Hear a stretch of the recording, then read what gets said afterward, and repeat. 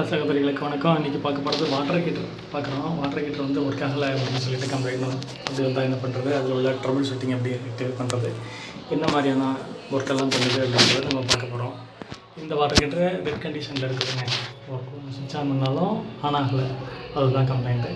இதில் என்ன ஃபால்ட் இருக்குது, எப்படி ரெக்டிஃபை பண்ணுறோம் அப்படின்றது தான் பார்க்க போகிறோம். இது வந்து கோல்டு வாட்டர் டேங்க்கில் இருந்து வர இன்லெட் வாட்டரு, அது அந்த நான் ரிட்டர்ன் வால்வில் போயிடுது. இது வந்து 5 விதமான ஒர்க் பண்ணுது. நான் ரிட்டர்ன் வால்வாக வேலை செய்யும், வேக்யூம் ரிலீஸ் வால்வாக வேலை செய்யும், ப்ரெஷர் ரிலீஃப் வால்வாக வேலை செய்யும். அப்புறம் உள்ளுக்குள்ளே ஏர் எதுவும் தேவைப்பட்டது அதை செக் பண்ணுற மாதிரி ஒர்க் பண்ணோம். இந்த மாதிரி ஒரு 5 வேலை இது வந்து பண்ணோம். வேக்கம் எதுவும் க்ரியேட் ஆனதுன்னா அது ஓப்பன் ஆகிட்டு அது வழியாக தண்ணி வெளில வரும்.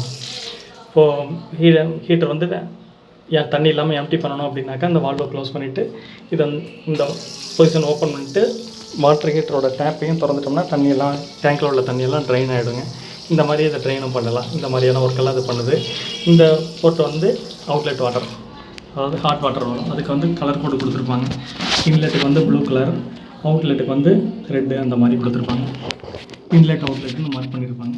இந்த மார்க் பண்ணியிருக்காங்க. இன்லெட்டு இது அவுட்லெட் ஹாட் வாட்டர் அப்படின்னு சொல்லிட்டு இதைப்படி கரெக்டான பொசிஷனில் நம்ம கொடுக்கணுங்க. வாட்டர் ஹீட்டர் சர்வீஸ்க்கு இந்த டூல்ஸ்லாம் தேவைப்படுங்க. டெஸ்டர் தேவைப்படும், cutting plier, screwdriver, star minus அந்த மாதிரி இருந்தால் நல்லது. அப்புறம் adjustable spanner, tubular spanner, double hand spanner, cutting plier, insulation tape, ஒரு கிளாம்ப் மீட்டர், இதெல்லாம் தேவைப்படுங்க. இந்த பாட்டமில் 2 ஸ்க்ரூ கொடுத்துருப்பாங்க. அதை நம்ம அன்ஸ்க்ரூ பண்ணிவிட்டு இதை அப்படியே நம்ம ஓப்பன் பண்ணிடலாம். ஓப்பன் பண்ணி பார்த்தோம்னா அதனுடைய எல்லாமே தெரியுங்க. பார்த்தேன் இந்த மாதிரி கண்டிஷனில் இருக்குது அப்படின்னு சொல்லிட்டு. இது வந்து தெர்மோஸ்டாட்டு, இது இண்டிகேட்டர் லேம்பு, நியன் லேம்பு கொடுத்துருப்பாங்க. இதுதான் ஹீட்டிங் எலிமெண்ட்டு. 2 ஹீட்டிங் எலிமெண்ட் கொடுத்துருக்காங்க. 1 கிலோவாட் ஒன்று, இன்னொரு கிலோவாட் ஒன்று, 2 கிலோவாட் டோட்டலாக. இது வந்து கட் அவுட் சுவிட்சு. இது வந்து ரீசெட் ஆகிருக்கு. இது வந்து ரிலீஸ் ஆகிருக்கு.